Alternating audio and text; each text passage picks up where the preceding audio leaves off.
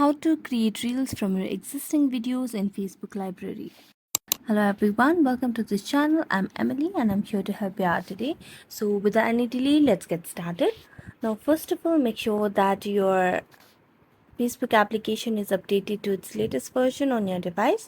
Now for that, you just have to go to your Play Store application and search for Facebook.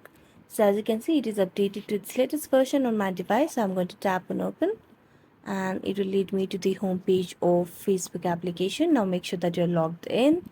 Then what you're going to do is you can see the option of stories and reels over here. So just tap on reels and tap on create reel.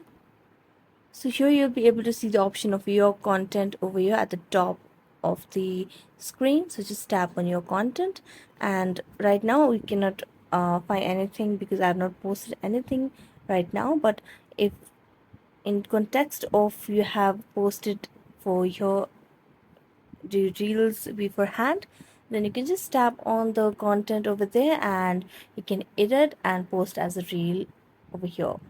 So thank you so much for watching this video. If you enjoyed it, don't forget to like, subscribe and hit the bell notification for more updates.